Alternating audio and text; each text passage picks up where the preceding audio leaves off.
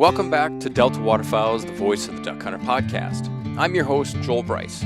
If you've tuned in, you're probably a duck hunter. You probably care about sustaining strong duck populations. But here's a crucial point.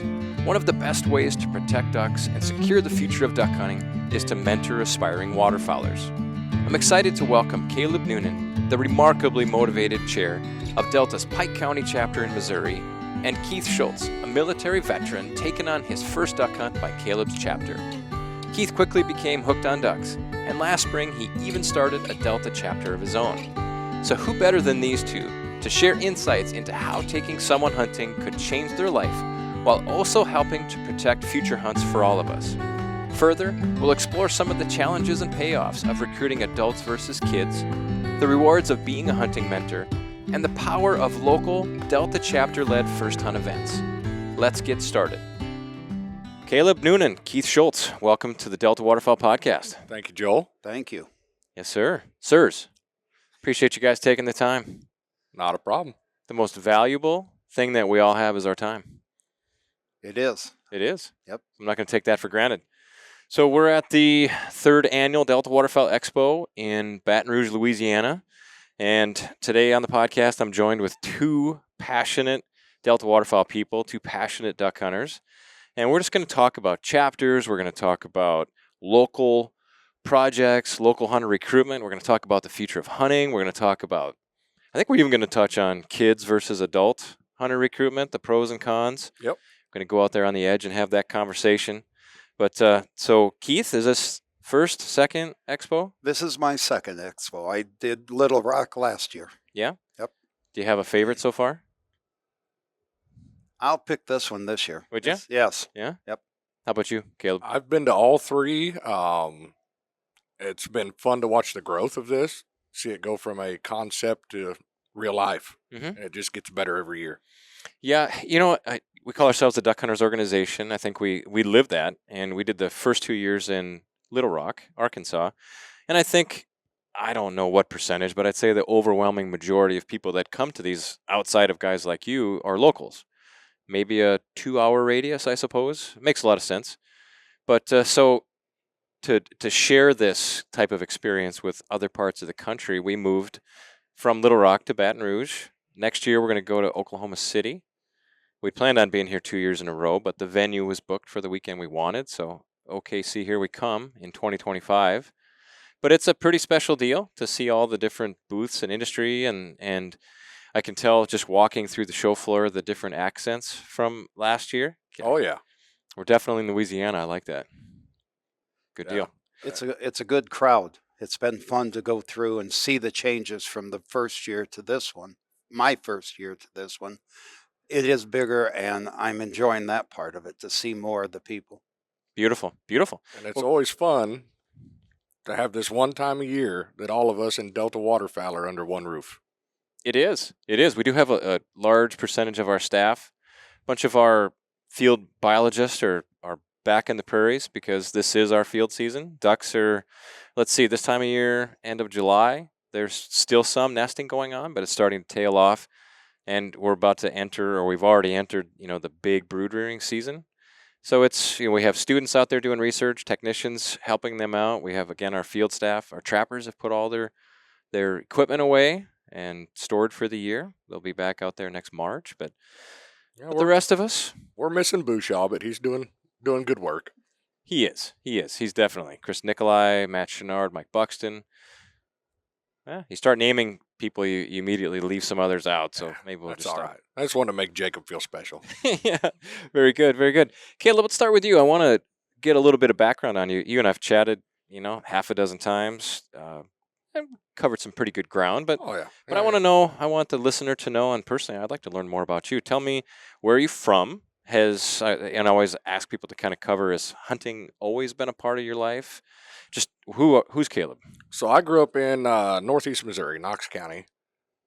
We've always hunted. Waterfowl was not part of it where I grew up. We were small game, deer. That was mainly our thing. Rabbits, squirrels, deer. So met my wife, ended up moving to Pike County, Missouri, where duck hunting is a way of life. Decided, let's try it. Had no idea what I was getting myself into. Loved it. Absolutely loved it. Got into waterfowling when I was about 30 years old, so I got into it fairly late in life. Nice. And I'm the type of person, when I get into something, I try to figure it out from the front to the back. It's not just hey, let's go have fun. I want to understand why everything's happening. So as I got to looking at waterfowl in general, I realized this is a very complex beast for these birds to winter or to breed in the prairie pothole, make it all the way down to me in Missouri, Mm-hmm. and then some of them make it back, so we have more ducks. Yeah. So I originally volunteered with a different conservation organization, and through my friends down here in Louisiana, actually in Eunice, they were like, "Man, you need to look into Delta waterfowl. That's where it's at." Never heard of Delta. Had no clue. So we're all sitting around at deer camp talking. Pull it up on my phone, look at the Delta website, and I was like, man, all this looks great. Like, from my personal standpoint, this is how I would approach life if I was a conservation organization. So found Garrett Trenum, Regional Director, Missouri and Kansas, called him up, said, hey, I want to start a Delta chapter. Within 2 weeks, we had a informational meeting. And he was like, this, the whole no obligation. Here's what we are. Here's what you need to do. Here's what we do. Get back to me. Let me know if you want to start a chapter. We didn't let him out the door. Said, no, sit back down. We're doing it. That was 8 years ago. And we just hit the ground running. Just like that. Yeah. I wish that was that easy everywhere. Yeah, no, the chapter system is definitely Delta's crown jewel. I mean, it's just, you take, again, like I think off the air, I think I said this off the air, the most valuable thing that we all have is our time. And it's no small amount of time that volunteers donate to, not to Delta, but to hunting, the future of hunting and conservation. And so it's absolutely something that Delta would look so much different in a bad way without the chapter system and the volunteers supporting and doing their own work in their local communities. And it's been such a fun journey growing from that initial meeting to today. Mm-hmm. So in the beginning, I was what I would consider a fairly dedicated volunteer. Mm-hmm. 2019, I was a finalist for Volunteer of the Year. Original plan was to go to the Delta Marsh in 2020. Well, then COVID happened and Canada was closed. There you go. So we all came to Bismarck and got to hang out with Scott Petrie, Dr. Frank, met all you guys up there. And when I came home, I had a whole new mindset of my dedication to this organization after meeting the top brass and realizing you're just a bunch of dudes that want to kill ducks. I mean, it's not, there's not one of you I've met we can't sit down and have just an everyday conversation. Yeah, that is something top to bottom. It's there's the tie that binds. Yeah. Right? And you picked up on it. We're going to ask Keith about his first duck hunt. So I want to ask about yours. What was your first duck hunt? So my first duck hunt took place at Ted Shanks Conservation Area, just outside of a little town of Ashburn, Missouri. The first 3 to 4 hunts I went on, I never pulled the trigger. And still loved it. you still loved it, yeah. But we had some friends that were duck hunters that got us into it, and we actually finally started killing birds and learning more when it was me and another friend just getting into it, went by ourselves. And that's when it started happening. You started learning from your own mistakes. You weren't relying on somebody Right. to say, do this, and finally started harvesting some birds and figuring things out and learning how to blow a duck call, and more importantly, when not to blow a duck call. And I tell everybody, if you don't want to spend a lot of time and money, don't go the first time. Yeah, well, there you go. There you go. Yeah, it'll eat you up. It seems like unlike anything else. And, you can approach waterfowl hunting with a little bit of equipment. I think some of my best childhood memories are jump shooting wood ducks or, walking along a creek and having those types of hunts. And those don't cost No. anything other than your gun and your shells. Yep. And hopefully a good pair of boots maybe. But yeah, it can get as complicated as trailers of gear and I mean, all that. look at everything down here below us. Yeah. So just for those listening, we're sitting up here kind of in the catbird seat. We have this bird's eye view through a big glass wall looking over the Expo show floor, and it's Federal sound gear. Wow, things that I've never even heard of. But Max Prairie Wings, Guy Tech, it's pretty interesting. So let's shift gears to Keith, and I think Keith is going to naturally lead us down our next path. But Keith, tell us about where you're from. How would you introduce yourself? Grew up in Illinois. My hunting experience started doing pheasant hunting. Switched over to rabbit, squirrel, a couple times deer hunting. Turned into chucker quail out in Colorado. I lived out in Colorado for 20 years. Moved back to Missouri instead of Illinois. Happy I did. Good choice. Met Kaleb at work. Worked for Tractor Supply. And he asked me if I liked hunting. And I said yes. He said, what did you hunt? And I started with pheasant. And he said, good. He introduced me to duck hunting. And I've got to say that it excited me when he talked to me about it. Excuse me. Went on my first hunt with Kaleb. Didn't even shoot the shotgun. You guys have that in common. I don't think I'm going to go hunting with you. Just wait and go like the third time. It's much better. But to sit there in the blind and listen to the stories, talk to the other guys, talk to the newer guys, but the older guys about what it's like. And all of them said, when you finally get that first one, when you finally get in that storm of ducks coming in on you, you'll be hooked for the rest of your life. Mm-hmm. I hope I am. I feel like I am. I love it. I read, I watch. It's just all around a good way to spend my time, I think. I'm on the older side. Kaleb always gives me grief about that I'm the old man, but I try to keep up with him as much as I can. Yeah. Hey, better late than never. The only thing is, growing up in Illinois, I want to hold that against you, kind of. I'm originally from Wisconsin, and there was this butting of heads between people from Wisconsin. We have a, I won't expand on it, but fib is what we would refer to people from Illinois. So look that one up on Google. I'm not going to tell you because I'll get in trouble. But pleasure to meet you. I think the hunt that you went on. His first hunt was a veterans hunt put on by the Pike County, Missouri Delta Waterfowl chapter. So, I mean, I'm leading you down a path here, but so how does a Delta Waterfowl chapter afford to put on something like that? Because it's not free. It's not free. WHF. Waterfowl Heritage Fund. Yep. The portion of the funds that stay for us to spend locally from our annual fundraising event. How important, this is a genuine conversation here. From my vantage, I see a lot of chapters form, and I get feedback that's saying, yeah, we love what Delta Waterfowl does. We want to give back, help raise funds, fund the programs, fund the mission.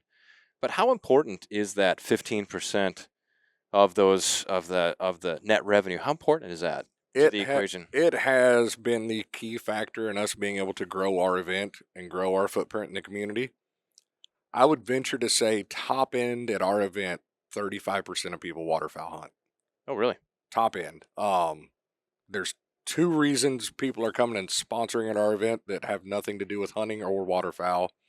One, they've seen what we've done in the community with our WHF funds, or they know one of our volunteers, they know their passion for it, mm-hmm. and because of their passion, they're willing to come in and be a sponsor. Nice. What other types of work have you guys done in your community? So just from an R3 perspective, we do a youth hunt, we do a veterans hunt, we have the university hunt program, and we do adult mentored hunting every year. Every year? Every year. I mean, I've heard a lot about you guys, and like I said, we've talked about it. We do kick around your chapter as something that we think other chapters could learn from. So really? I'm fortunate in the aspect, my job, I'm a farmer, strictly row crop. So once the combine shuts down, the fall tillage is over, I've got all fall to try to introduce people to hunting. That's perfect. That's perfect. Keith, how many other people were on that particular hunt? I think there was 10 or 9. Oh, that was the first- one we did with Movets Outdoors. Oh, it Yeah. was. Yes. Yeah, so we had about 10 on that hunt. About 10. Wow. Yeah. You were in the military? Yes. Thank I you. served in the Air Force from 76 to 82. Oh, wow. Yeah. Thank you for your service. Thank you. Appreciate that. Good part of my life. It's a time that I'll always cherish and still do to this day. Back to you being old. When you got out, I was 1 year old. Yeah, that's there you go. I'm old. I'm a 74 birth year myself, but so I'm getting up there. Obviously that was an adult focused event. Yes. Right? Yes. Okay, we're going to kick that one off to the side a little bit, but I was shocked to hear this. You started a Delta Waterfall chapter. I did. One, Caleb's excitement, and then helping him on his chapter, going up and meeting the guys, spending time, and then doing their banquet up in Pike County. It was a night unbelievable to me that this farming community, it's a small area that I get to see. You're better with it, but to see all these people come in on a night and spend the night together for 4 hours, 5 hours, whatever it is, from open to close, everybody's happy.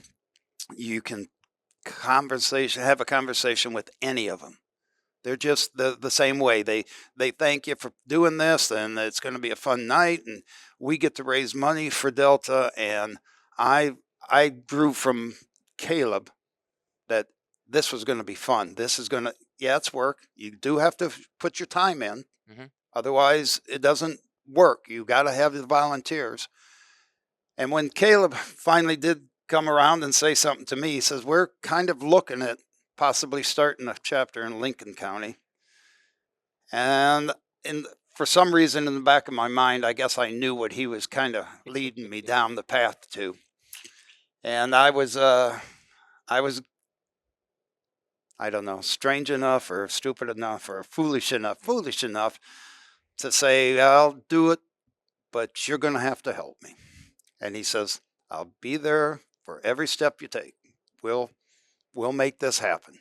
And we have. And it's exciting. I think our first night we had 6 people, maybe 8.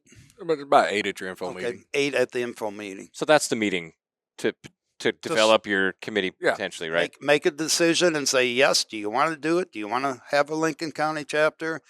And everybody said yes. And Garrett and Caleb nominated me for being the chairman, and I nodded and said, yes, I would be if everybody else was okay with it. And they voted, and for some reason they put me in.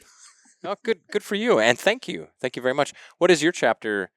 Have they expressed a desire of what to do with their Waterfall Heritage Funds? We haven't yet. We're right in the process right now, and we're wanted to get through this weekend because everybody's tied up thinking about this and doing this. And our first banquet's going to be in September, and we get back next week. We're going to have our first meeting after this Expo, and we're going to make our decisions then.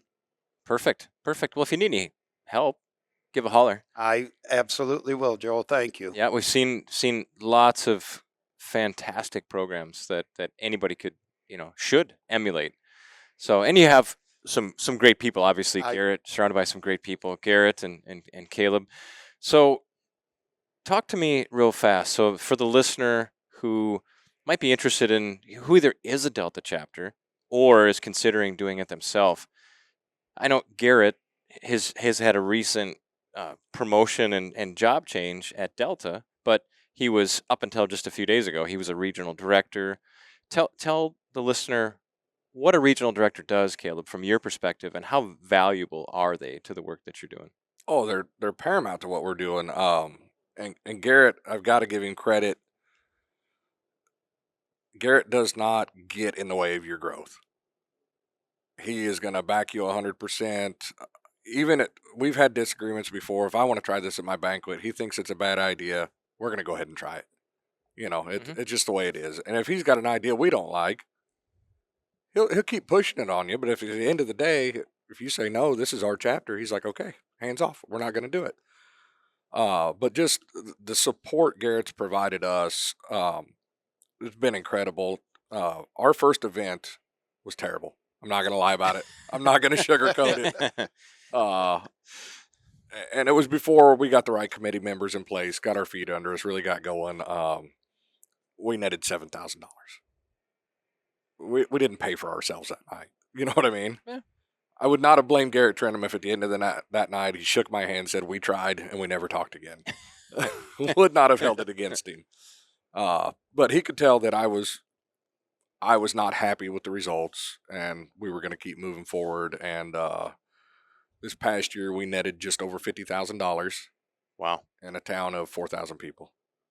Jeez. Pretty impressive. That is impressive. Yep. Yeah. It's taken. I don't want to sound arrogant, but I would put my group of volunteers against any group in this country. Well, they're all there for the right reasons. None of them are scared to work, and we get together and we make it happen. I just pictured some like reality TV contest of best chapter. Let's make it happen. Arm wrestling, oh yeah, obstacle course, noodling. That's what can we do? Deer camps. Everybody's in their own deer camp, and we untangling decoys. Yeah, the decoy bag race, all those types of things. Keith, you offer us a great opportunity to unbox a subject that I'm pretty passionate about, and I think you are too, Kaleb. The future of hunting, right? So if you're familiar with Delta, probably you are if you're listening to this, but we have magazines, previous podcasts. You've heard of First Hunt, you've heard of the University Hunting Program. All that is to say that hunting participation is on the decline nationwide. It's even worse in Canada. It really is. From a waterfowl hunting perspective, we're about half the number of duck hunters that we were at our peak. We're in the United States, we're 800,000 to 1 million duck hunters. We used to be 2 million-ish. And then in Canada, they used to be as high as 500,000. Now they have only about 28% of their waterfowl hunting population left. So we start talking about things of relevancy. I think the future of, if hunting dies, it'll be a political death. It'll be voted out, right? Yes. Yep. And so, I always tell people the best thing you can do for a non-hunter is to keep them neutral. Well, I mean, that's not the best thing. The best thing is to teach them bring to them hunt. to our side. But the next best thing to do is just to keep them neutral. Yeah, never put a negative connotation in their head. Yeah, exactly. So we start talking about we need to bolster our ranks. Duck hunters in general are aging, and they're not self-replicating. They're not replacing themselves. So you now have adults who aren't teaching their kids. You have that disconnect from the family farm, right? And so I think in North Dakota, where I live, there are a lot of people that live in the city of Bismarck, North Dakota, that still go back to the family farm, on the weekend. And then in the fall, they hunt pheasants, ducks, deer. That is generally, if it's not broken, it's severely damaged in most parts of the country. People have lost that connection to the farm, to the homestead, to something like that. So that's where First Hunt comes in. That's where the University Hunting Program comes in. Now, this is where things get a little bit dicey. I have kids. I love kids. I love to teach kids to hunt. I taught my own kids to hunt. I learned to hunt when I was a kid, so I love kids. But we start talking about if a chapter or if an individual has a limited amount of time, should they take kids hunting or should they take adults hunting?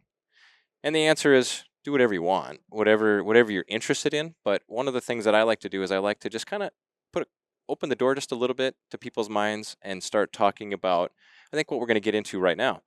So you guys do youth hunts, you do vet hunts, which are obviously then therefore adult, and then just kind of at-large adult hunts, and you participate in the University Hunting Program.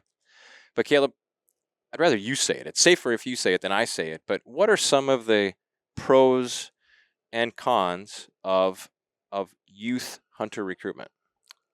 The pro, anytime you can get a kid out hunting is awesome. Yep. I mean, you can't replace that smile on their face. You just can't.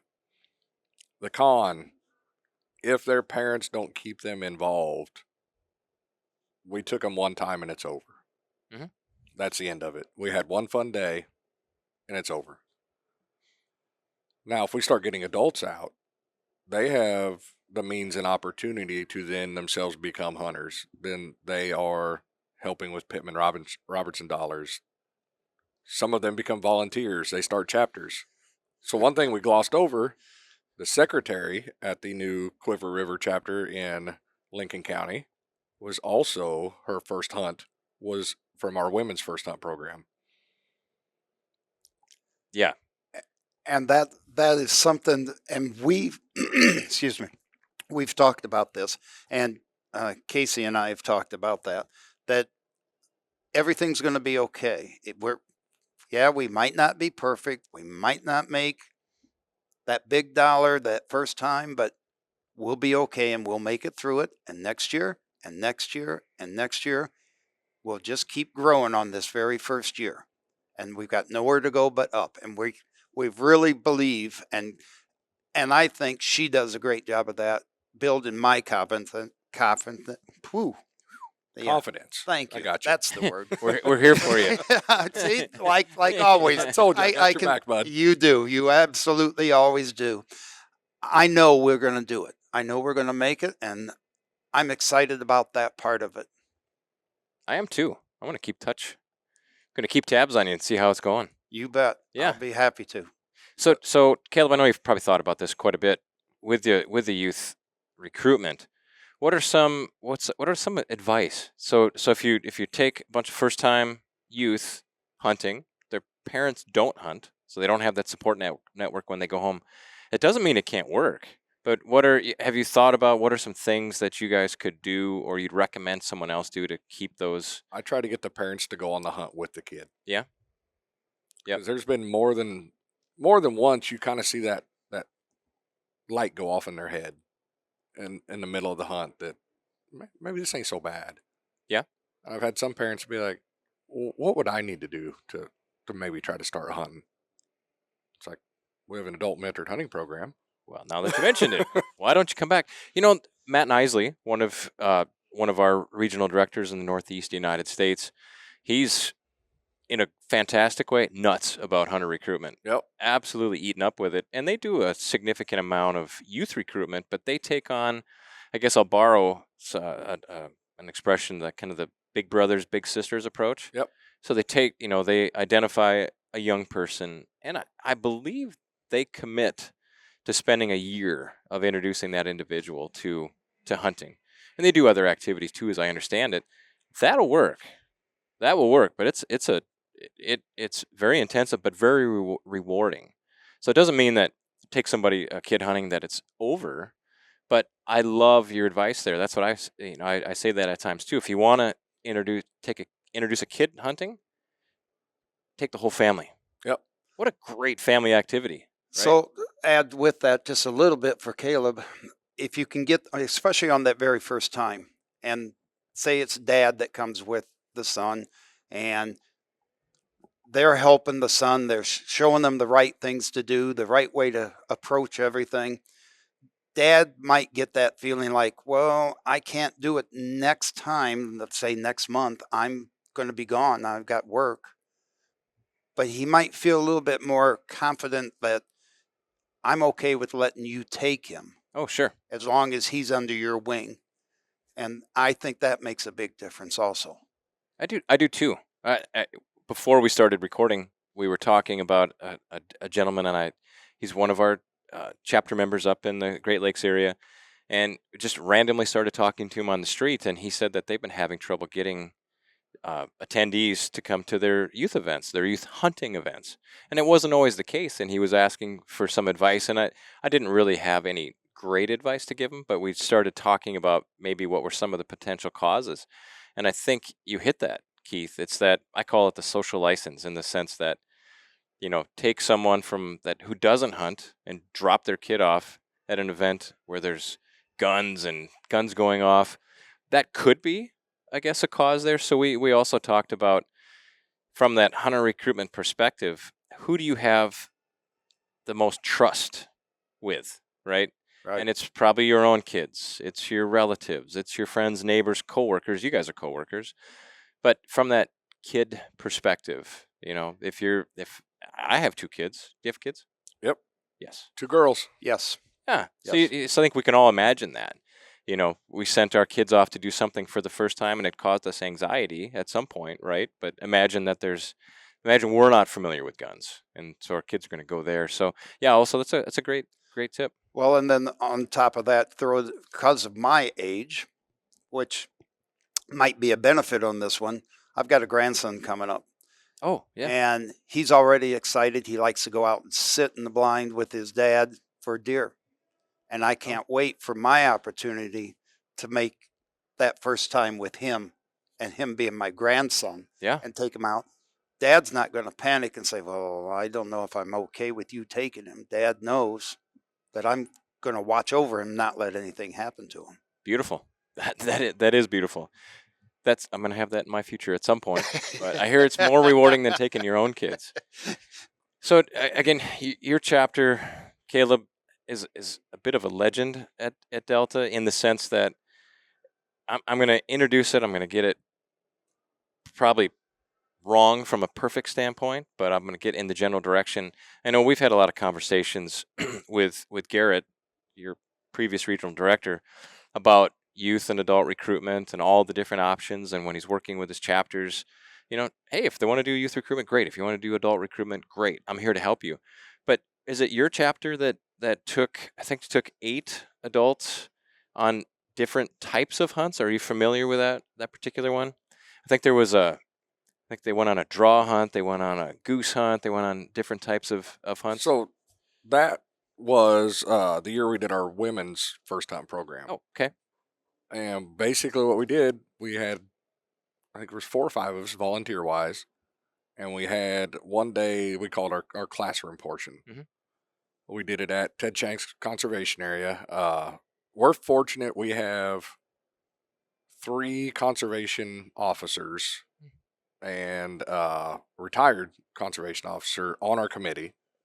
So they were able to come in and speak to the wildlife code side of duck hunting, went over bird ID, who and what Delta is, just a half a day of just classroom stuff. Then we paired each hunter with a mentor.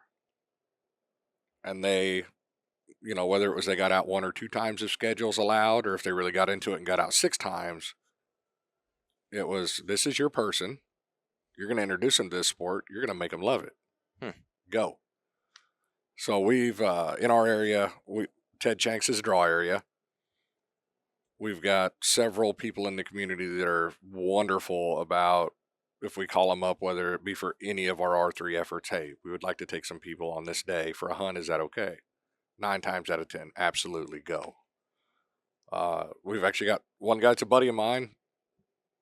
He's with another conservation organization.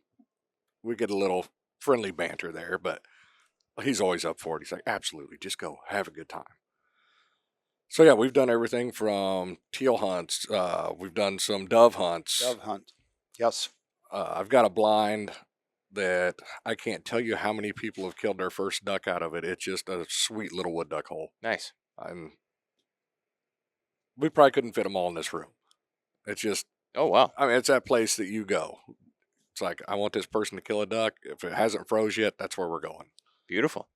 It's good to have the honey hole. Yeah. So it's, and we try to do it that way so we're not confined to a schedule, because migratory birds we can't tell them to be here on this Saturday. Right. But we can see a front coming and call that person and be like, hey, we need to be out this day. Yeah. What are some, in your mind, what are some of the, again, we're not comparing one is better than the other, but what are some of the pros from what you've experienced with the adult hunts that you've hosted? Oh, I mean, 2 immediate positives. We've got Keith and Casey that fell in love with it, fell in love with Delta, and have now started another Delta chapter. The university hunt is one of my favorite things. I love it. Yeah? Absolutely love it. The first year we did it, we had a couple young ladies from MU, met up with them the night before, had supper just to go over the plan of the hunt. Here's what's going to happen. Here's where we're going to go, blah, blah, blah. And asked each one of them that night, do you think tomorrow's the only time you're going to hunt? Is this a one and done, or do you think this is something you'll pursue? Time and again. I just want to do it for the experience this one time. Mm-hmm.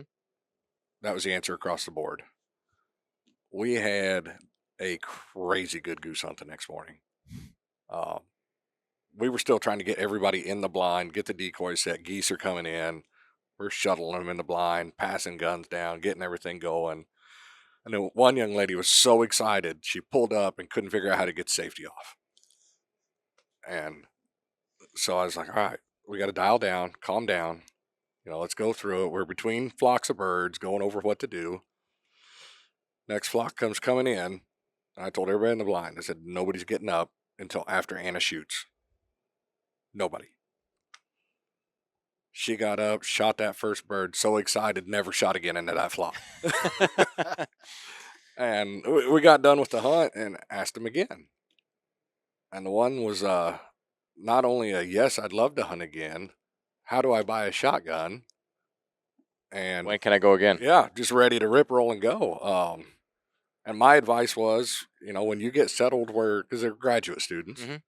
whenever you get settled wherever life takes you, jump on Delta's website, find the closest chapter, offer to volunteer, and I will guarantee you people will get you a hunting opportunity. Hunters are super generous, very social, right?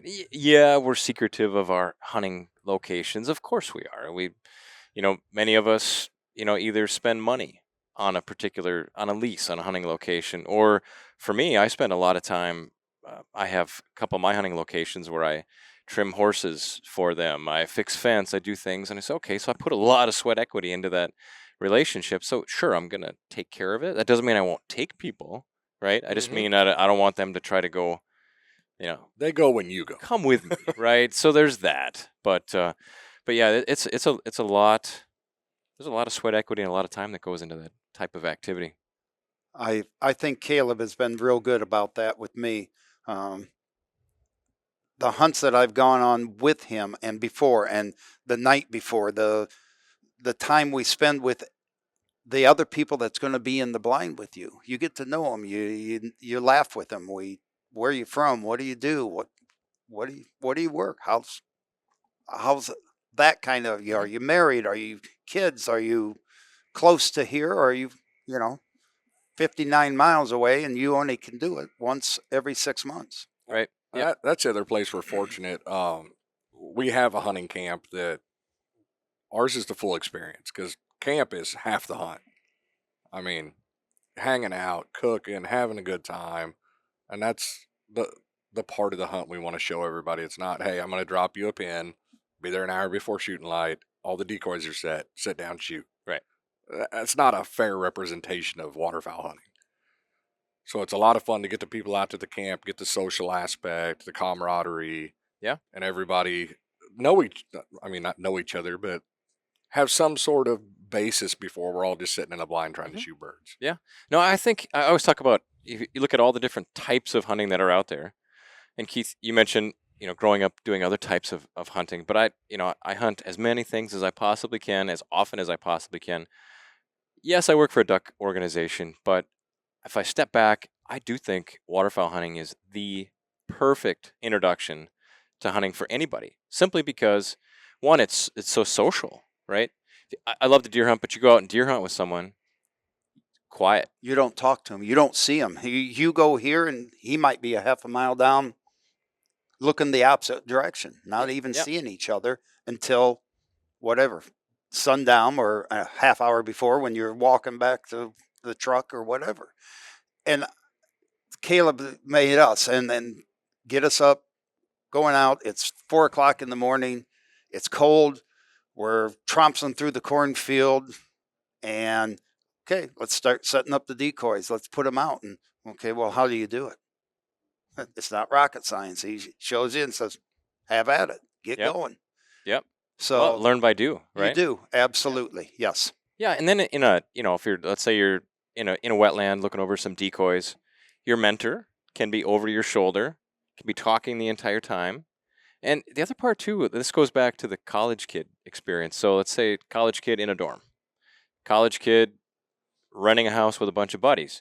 You don't have a ton of freezer space, right? Unless you're already a hunter, then maybe you're crazy enough to go buy a big chest freezer. But you take a college kid on their first hunt, and let's say it's a deer hunt. Where are they going to put? One, they've got an animal on the ground that's really intimidating to figure it out. Hopefully, it was a well-placed shot. If not, that can be a real negative experience. And then meat storage is a big thing. So to go on your first duck hunt, I think it checks all the boxes. You have the traditions of food and snacks and all the different rituals, duck camp rituals. I think it's just the perfect way to learn how to hunt. Well, and throw on top of it the expense of a deer hunt. Yep. What do you do with the meat? Where do you take it? How tagging? The cost of that? Mhm. Everything down the road.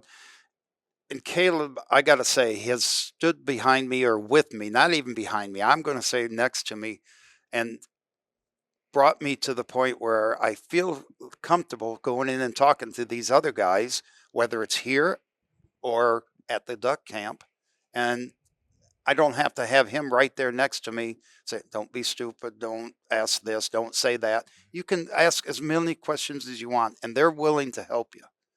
Yeah, I always tell people, no matter what they do in life, it's easy to sniff out an imposter, right? So if you only been duck hunting a few times, and you're around a bunch of people, and you're like, I'm gonna pretend that I'm a big hunter and I'm just like them, you'll get sniffed out real fast. Yes. So I would just say, own it. Yep. Make it a strength. You know what you right? know, and you don't know what you don't know. Yep. Make it a strength. Hey, I've only been hunting a couple times. That's awesome, Keith. Help me. Yeah, people What wanna do I that. need to do to be better at this? Or what am I going to expect tomorrow at daylight?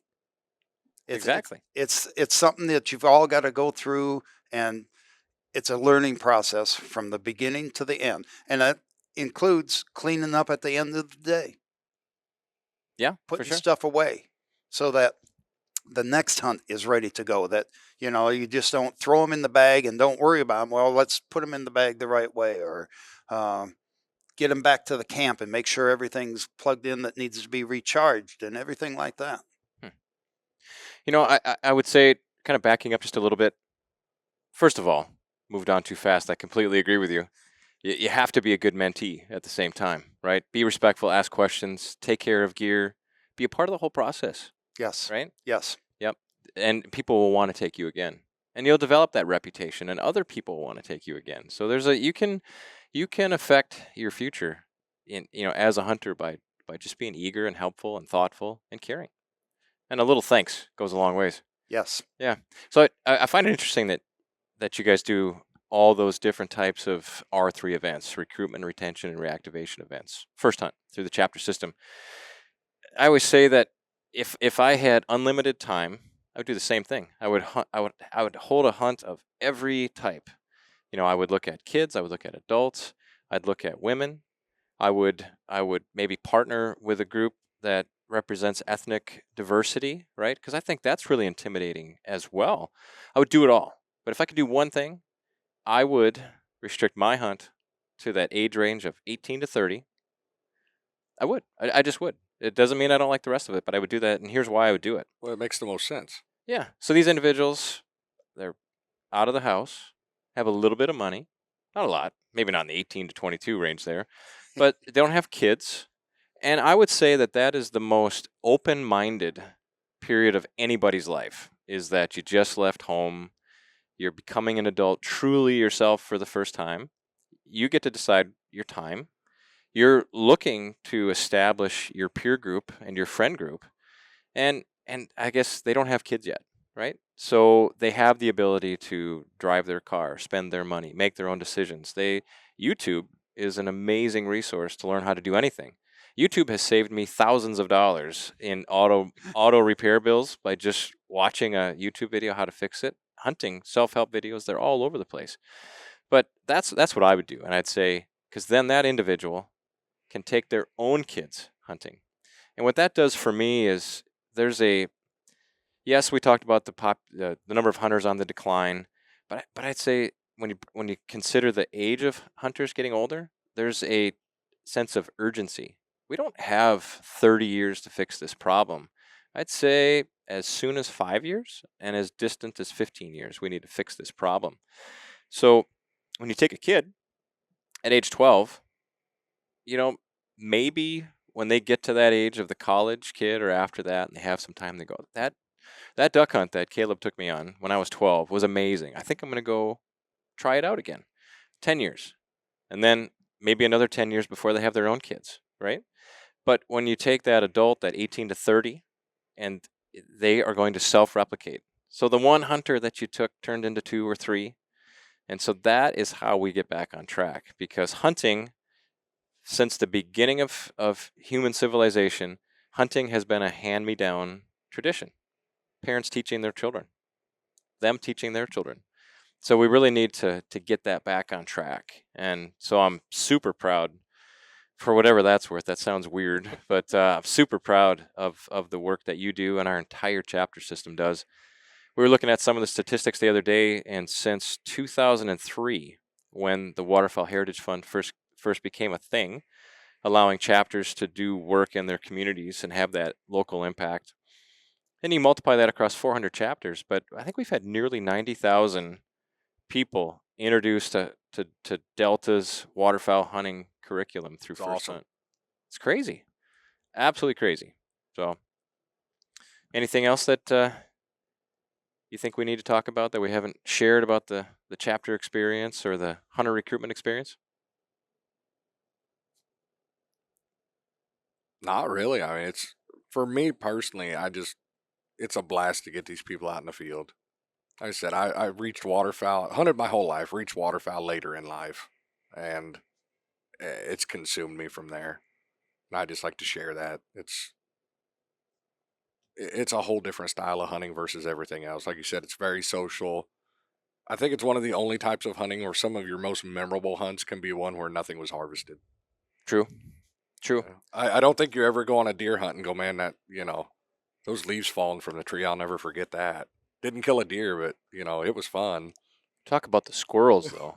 It's damn squirrels.